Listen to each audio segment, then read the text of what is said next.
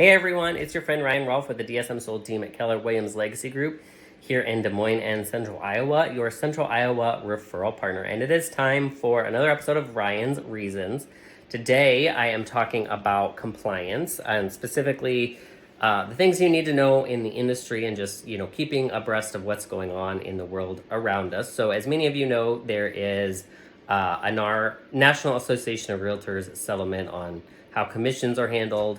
And so one of the things that we're doing just to keep updated on that is really focusing on what we know through our industry partners. So Keller Williams International, our brokerage, our state association, the information that they have, because that's the most reliable. If you're watching the media and looking at all of the stuff that's on Facebook, it's kind of slowed down a little bit because it's not new anymore. It feels like when something like that happens, it's all over the media, and the media, of course, as you may know, didn't quite tell the entire story because ultimately commissions have always been negotiable, and that's just something we as agents.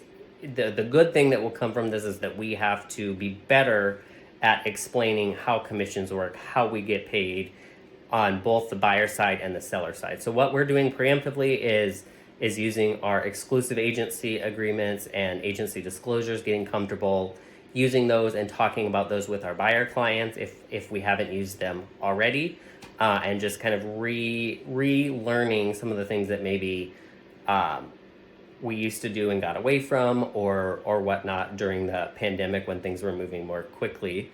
And definitely making sure that we're explaining how commissions work to our clients that are listing their homes, because they do, again, have the option always to not pay a buyer broker commission. We explain to them why that's important and how that will help them sell their home quicker, because that is ultimately something, at the end of the day, the way that I see it and the way that I explain it is that the buyer is paying the commission and their agent is helping them get pre-approved and ready to write an offer on your client's home. Potentially they're making sure that client's pre-approved and has gone through all of the vetting process, so they're taking on that side of things, and the buyer ultimately with their loan is paying for their portion of the commission, because they're getting the loan funded right through the work of their realtor and their lender.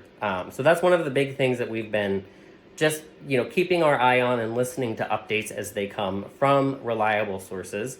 The other thing is understanding some of the other things that are out there, like the Telephone Consumer Protection Act and the Do Not Call list. So really understanding how those work and what that means for real estate, because just like everything, people can be sue happy, and that's not good. And I, of course, if you know me, I've got some experience with the Telephone Consumer Protection Act and the Do Not Call list.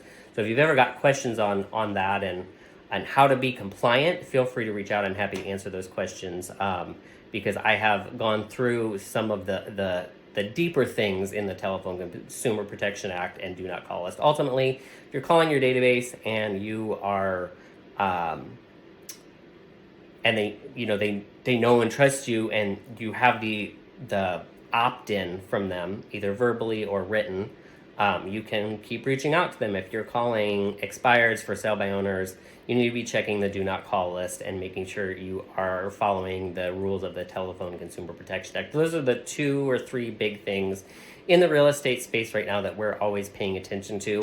So if you've got questions or if there's anything that we can answer for you, each market is different, each state is different in how they're handling each of these things. And yet I'm happy to share what we have learned, if that would be helpful for you. So thanks everyone for watching, and we'll see you next time. Take care, everyone. Bye.